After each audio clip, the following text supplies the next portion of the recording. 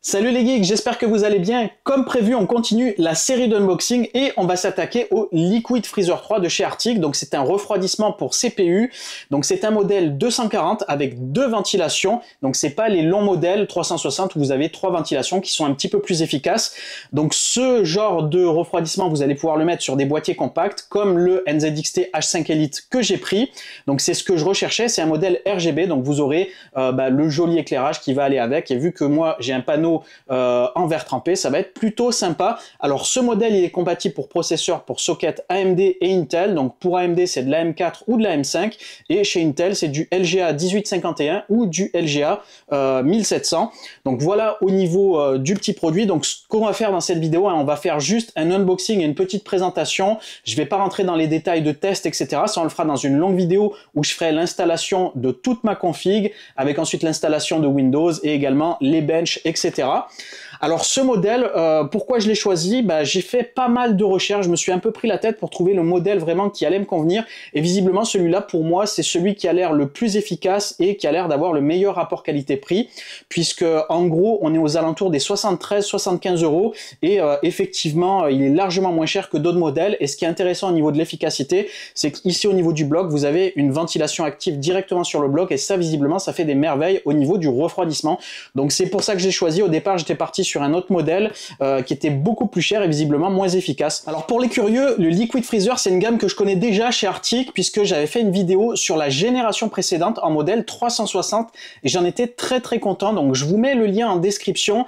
Si jamais vous ne l'avez pas vu, n'hésitez pas à aller voir la vidéo, ça vous permettra de voir également ce que ça donne en termes d'efficacité sur la génération précédente. Et là bon c'est la nouvelle génération donc peut-être qu'il y a encore de l'amélioration.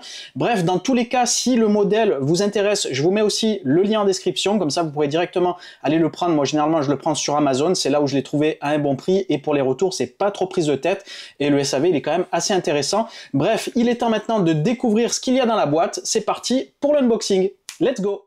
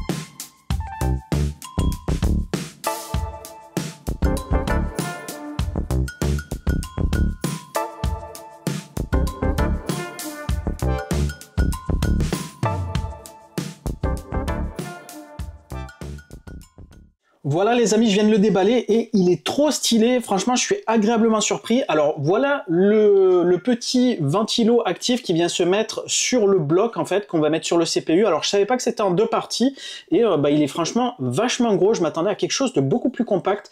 Donc je pense que ça va être quand même assez efficace.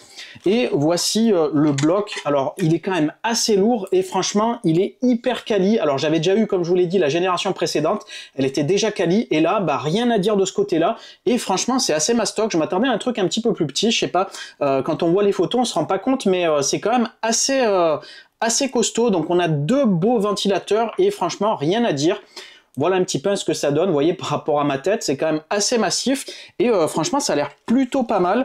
Donc là ensuite vous avez ici, donc ça je vais pas l'ouvrir, c'est le petit bloc qui va se mettre sur la fixation du CPU et donc livré avec, vous avez pas mal de petits trucs en plus ici.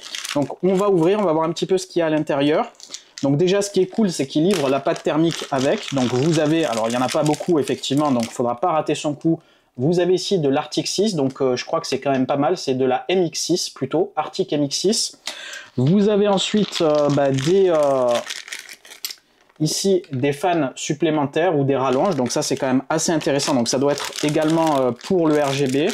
Vous avez donc toutes les vis de fixation et vous avez même un outil Torx ici, donc hop, je vais essayer de le choper. Hop. je l'ai chopé. Voilà, un outil Torx ici. Alors bon, j'en ai déjà, mais c'est quand même bien de tout fournir avec pour pouvoir le monter. Donc bah écoutez, je vais m'amuser à monter tout ça hein, dans je pense dans quelques heures, puisque là c'est l'une des dernières vidéos que je vais faire, il reste l'alimentation et après je vais m'attaquer au montage du système. Donc bah, je vais avoir quand même pas mal de boulot, puisque là je repars sur une config vierge, mais en tout cas comme ça au niveau du déballage, premier aperçu plutôt très positif. Allez, je vous fais une petite vue du dessus pour ceux qui aiment bien les gros plans et qui veulent le voir un petit peu en détail. Donc voilà à quoi ça ressemble, hein, vue du dessus. Donc là ici, on a deux gros ventilos avec de belles pales ici transparentes, donc qui vont bien laisser apparaître le RGB. Donc ça c'est quand même assez sympa. Donc ici sur le côté, on est sur du plastique quand même assez costaud et donc vous avez les 4 vis de fixation ici qui m'ont l'air aussi plutôt de bonne facture. Donc ensuite vous avez ce gros radiateur ici hein, qui est vraiment très quali. Il est, je le trouve déjà très lourd et également au niveau du métal qui est utilisé, hein, certainement de l'aluminium, il est de très bonne qualité. Donc là ici on a ici les vis de fixation, enfin ce qui va permettre de mettre les vis de fixation ici donc en provenance du boîtier. Ensuite ici donc vous avez les deux tuyaux qui vont faire passer le liquide pour refroidir le CPU et donc ici là aussi vraiment bonne qualité, très rigide, donc c'est ici tressé et vraiment de très bonne qualité. Là ensuite ici donc vous avez ce qui se met sur le CPU, donc cette partie là elle est un petit peu cheap, un petit peu en plastique, par contre là ici c'est tout en métal plutôt quali. La partie du dessous, elle est en cuivre et ensuite donc vous avez la partie du dessus ici. Alors je sais pas si on va le voir ici, vous avez une partie un petit peu électronique. Donc c'est probablement ce qui va gérer ensuite tout ce qui va être ventilation et également tout ce qui va être RGB. Et ensuite donc sur cette partie-là viendra se fixer donc ce qu'on a vu, la ventilation active qui se met directement ici, qui va refroidir ici cette partie-là. Donc ça c'est quand même le truc plutôt cool et ça aussi c'est RGB, donc ça c'est quand même plutôt sympa. Alors si on regarde la partie du dessous ici, je vois pas de vis de fixation, donc je pense que ça doit être plutôt aimanté, donc ça doit pof se clipser comme ça. Ensuite ici vous avez une petite mousse, donc là je pense que c'est pour les vibrations. Et après donc côté connectique ici, donc vous avez ce type de connectique là pour ceux qui connaissent et voilà, je pense que c'est tout, on a fait le tour. Et voilà les amis, unboxing terminé, donc comme vous avez pu le voir, plutôt content de mon achat, donc il me reste plus qu'à monter tout ça et à découvrir si ça vaut vraiment le coup, donc je vous dirai tout ça dans la longue vidéo. En attendant, il me reste encore un unboxing à faire, donc c'est l'alimentation de chez Corsair en 1000 watts, donc je vous fais ça dans une autre vidéo. Je vais pas vous saouler 2 heures dans cette vidéo et dans la nouvelle, hein. J'essaye d'être le plus bref possible, juste vous faire découvrir un petit peu ce qu'il y a dans la boîte, pour ceux qui sont un petit peu curieux ou pour ceux que ça intéresse. Sur ce, je vais vous laisser, donc n'oubliez pas de vous abonner, n'hésitez pas aussi à mettre un max de likes sur la vidéo, et comme d'habitude, si vous avez des questions, n'hésitez pas à les poster en commentaire, je réponds systématiquement à tout le monde. Sur ce, je vous dis à très bientôt, bon samedi, ciao les geeks!